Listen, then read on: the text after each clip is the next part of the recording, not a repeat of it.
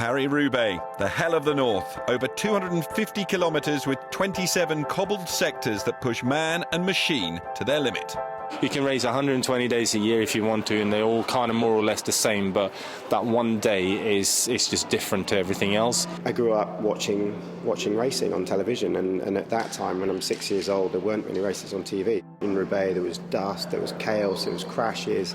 You know, everything that would capture your imagination as a kid, you know, screaming on the side of the road. Still remember afterwards just talking about how one day I'd love to win this race, and 20 years later you're there. First of all, you need to do all the other classics, and you live from the first classic to there, you live for that race. What made me wake up in the morning to ride my bike every day was thinking about winning Paris-Roubaix, and I didn't go out training for 6 hours in November in freezing cold rain and win to come third. If you think about it, you find the oldest roads in France and you're going to ride on it with a bike.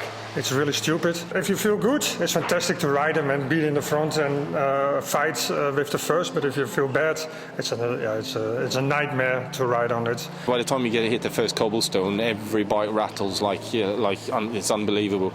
And obviously you got the crowds on the side of the road, and everything about it is chaotic and is hectic. The first 80k, I didn't go into triple figures in my heart rate because I was just so focused on saving energy.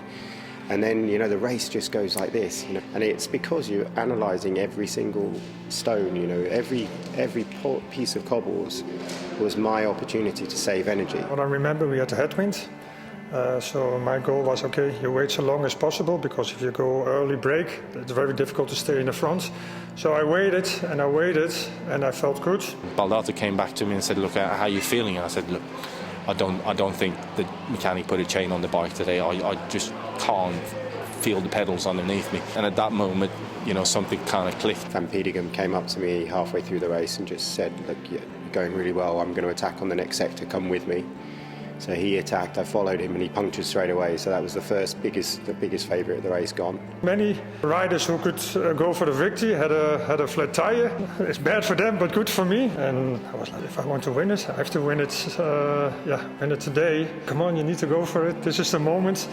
Because I was 2 times fourth before. There was only 5 of us left, and then we're fortunate enough to that Monsieur punctured with on the last section.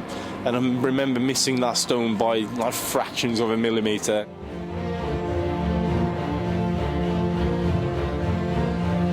You cannot help but walk into that velodrome and get sucked into the emotion in there. There's definitely, it feels like this hallowed place in cycling to me, you know, and I cannot ever go back there and not, you know, run through every emotion that I ever had in that bike race. The first time I rode it back in '98, I got in there and I went, sort of looked around, whoa, the noise was just deafening. The year I won it, all I could hear was the tyre noise against the velodrome, the brakes kind of rubbing, going onto the rims, and everyone changing gears. You do 256.8k perfectly, and then last 200 metres you make a mistake, but that's something you never get back again. And I was too confident in the sprint, really I took the long line, and really I should have had more respect for my rivals. Everything has to play into your hands, perfectly. And when it finally did happen, I mean, yeah, it's relief. My shower cubicle is next to Eddie Merckx, and you know, being somewhat into my cycling history, that was quite special. It was a highlight for me, but from the other side it was also a long way down, because I've never been that close, and it was a great opportunity to win Paris-Roubaix.